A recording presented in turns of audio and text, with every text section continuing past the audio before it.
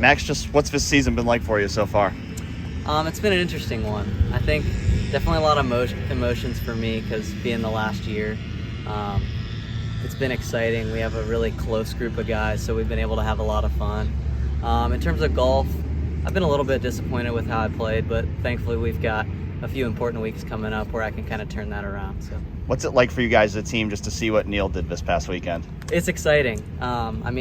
Being around him, he's one of our brothers. Being with him every day, we see how much work he puts in, and then to see it kind of pay off for him last week at Augusta was awesome. He had mentioned that, you guys were giving him some crap about becoming a meme. Just what was that like for you guys? It's fun. I think Neal's always been a meme.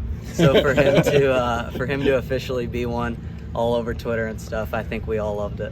What was your favorite part? The way he responded to the question about did you get a note or not, or the way he was glancing at the camera in the Butler cabin? Well, we were watching it live in Butler cabin, and we were all looking at each other like, "What the heck's he looking at?" Yeah. So it was pretty funny, and then to kind of ask him about it the last few days has been interesting as well. But yeah, Neal's a great guy, and it was fun to see all the awesome stuff he got. Hey Max, you made the cut at the U.S. Open last year.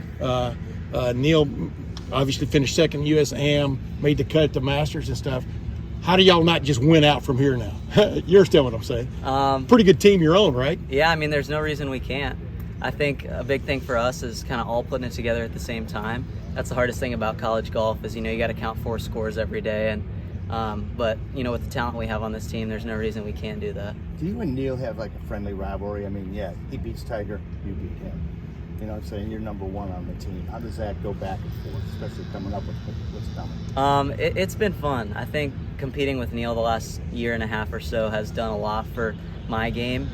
It's been great to have somebody who is as experienced as he now is, having played the Masters, and being able to compete with him day in and day out. Definitely we kind of push each other, and we're always going to be close friends, but we want to beat the heck out of each other for sure. Max, So go ahead. Max, U.S. Open last year, Neal Masters. So who's next, and which tournament is it going to be?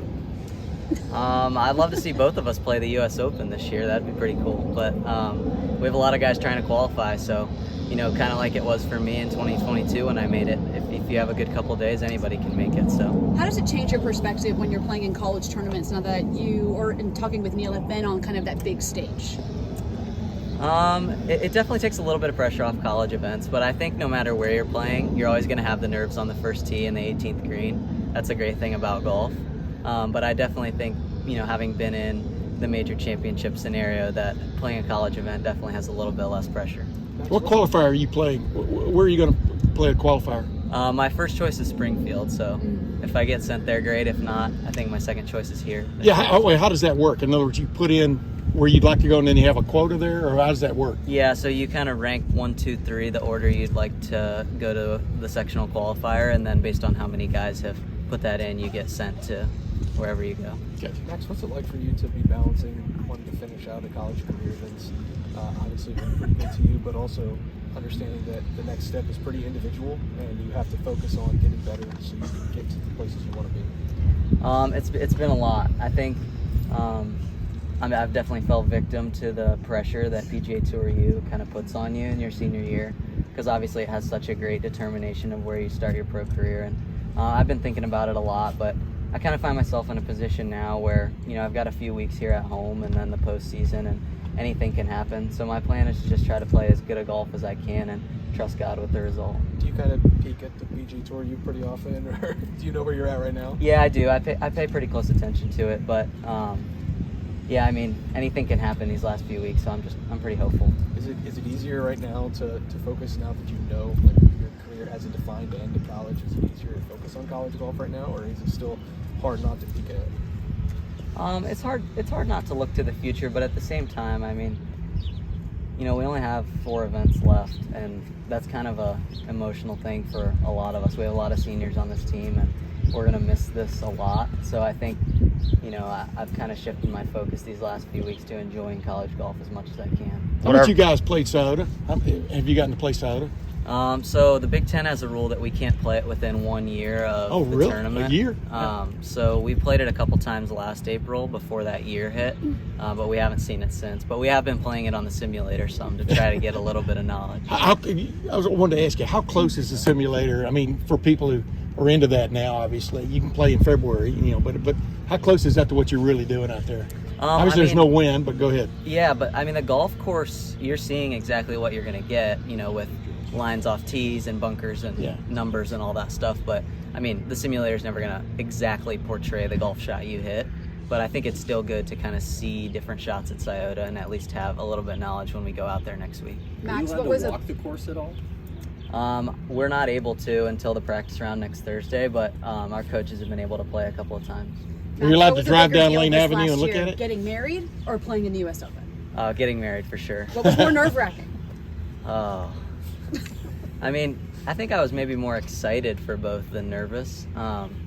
Definitely a lot of nerves on the first tee at the U.S. Open, but when I saw my wife walking down the aisle, I think that was probably the most nerves I felt. Good answer. Hey, are you allowed to drive down Lane Avenue and look at Scioto? No, I'm just messing with you. Yes, I've actually done that a few times. Yeah. I don't know if I should say that or not. Haven't we all? Hey, the Kepler this week, how big a deal is that on y'all's schedule?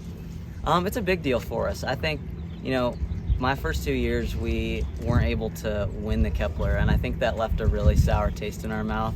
Last year we took care of business pretty handily, but there's some good teams here this week, and you never want to lose on your home turf. So I think we're taking a lot of pride in dominating this week. What are your specific goals for the rest of the season? Just to kind of enjoy the process more. I've been really result focused this whole spring, and it hasn't done that great for me. So I think to enjoy each round, each moment. Like I said, this is one of the last 4 events I'll play as a college golfer for the rest of my life. So I think kind of just soaking in the experience and not being so result focused is going to be big for me. Max, you and no one would ever mistake you and Neal for each other, from a physical standpoint. What do y'all have in common, though, that you think that has put y'all at this spot, in your career of being, a little bit better than average, so to speak? I think we're both extremely competitive. I think that's kind of an edge that we both share. We've become good friends these last couple years, but we never want to lose to each other no matter what the scenario is. So I think having that extra bit of competitiveness is one way we're similar. What was that like, the competitiveness with you guys, knowing that you got to do that just played in the Masters, and that's like a pinch yourself type of thing. You're all going to aspire to play in that tournament one day, and many times. What was that like when he came back? It was cool. I actually haven't got to play with him the last couple of days since he's been home, but obviously we're playing the same event this weekend, so that'll be a good opportunity for us to get back competing with one another. But it's just exciting for him. I think our whole group is super proud of him and super excited for him, and I know he's kind of shifted his focus now to the rest of the season, which we're all excited about that too. I know you're talking about the mental side of it when you said I'm trying not to be as result oriented, but that's the game, right? Like, the game is to finish in top 10s and win championships. So how do you do that? How do you let those things roll off your back when you don't finish or shoot the number that you want to shoot but still keep it going? Yeah, I think the best answer to that is my faith. Faith's a huge part of my life. I believe that God has a better plan for my life than I do. So I think trusting his plan with the results and kind of doing as best I can in the process is my plan. Max, I read a story that you guys were out in Arizona. Neal comes in with a 62, feels really good about his game, and you come in right after him with a 59. Can you tell me about that round and what that meant to you as a competitor, knowing that he shot 62 and you were still able to get him? Yeah, it was pretty cool. That was a fun day. We were actually playing the gray course out here when we did that. Okay. But yeah, it was cool. I knew 62 was going to be a hard number to beat, and having played a couple Monday qualifiers in the past, I kind of had the feeling of, okay, I need to beat a specific number. And once I got out there and started playing good, it was fun to finish it off. But 62 is pretty awesome. Did you have anything to say to Neal after that, and what did he say in response? He was just like, I shot 62, I can't do much else. But I mean, that's golf. You see guys on tour. There were so many guys last week that played great, and Scotty Scheffler just got them. And that's golf. I'm sure there'll be a lot of times where I play great and Neal gets me by a couple. So.